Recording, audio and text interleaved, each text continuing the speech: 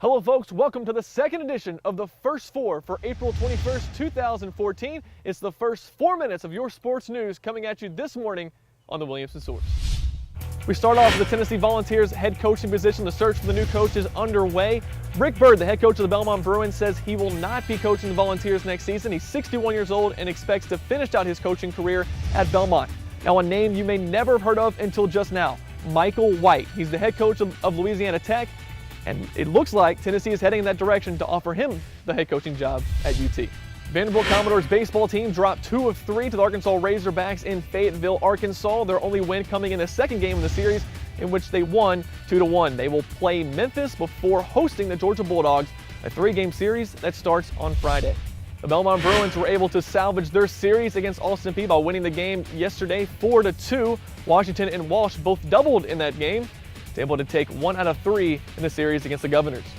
Their next series will start on Friday against EIU. They are currently 8th in the OVC and they look to creep back up the ladder in the OVC standings. The Columbia State Chargers were crowned champions of the TCCAA as they took 2 of 3 against number 14th ranked team in the nation, Walters State, this past weekend. Mike Korn and company celebrated this championship. They still have games to play in the regular season. They host Wallace State for 2 games this coming weekend. Now on to some professional soccer. Nashville FC head coach Brian Johnson was on our show earlier this week. You can see that link below, and you still have time. May 10th is the cutoff to become a founding member of Nashville FC. Go to nashvillefc.net to sign up for that. Now on to high school baseball. The long ball was put on display this past weekend, starting off with Bryce Denton. Not only did he hit 2 home runs in one game, he hit 2 home runs in the same inning. That would be topped by Dalton Ney for Franklin Road Academy. He hit 3 out of the park in their win this past weekend. Now for our series of the week. Once again, the Brentwood Bruins were all over their opponents. Late runs causing a close game to turn into a blowout. They improved to 20-2 on the season as they take the series from Centennial. So now this week, some games to look at. Starting with Brentwood and Franklin, they start a 3-game set on Monday as Franklin will try to steal 2 from the 20-2 Bruins. Now on to high school soccer. CPA and Page played in a thriller, a classic game, definitely one to remember. It was 2-1 Page late in the game. CPA able to get an equalizer, and with 3 minutes to go, Colton Hyen got the game winner, and then Bo Schaefer came out with a huge save for CPA to hang on to the win. They would play against number 1 BGA and fall to them 5-2 later on in the week.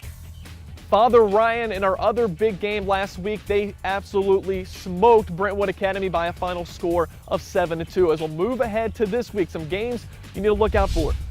And now our other big game, our game of the week, Franklin at BGA. Both teams undefeated, number 1 in their respective divisions. BGA also has 7 clean sheets. They're 10-0 on the season and are coming off a 5-2 win over Page, like we mentioned earlier.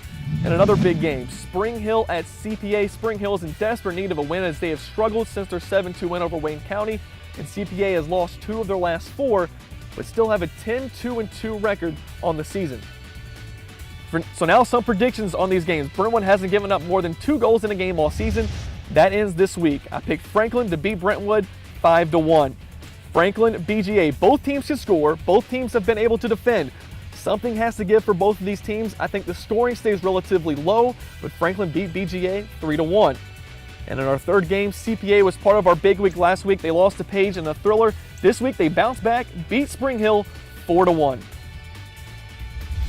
And that'll do it for the first 4 minutes of sports news to get you going this week.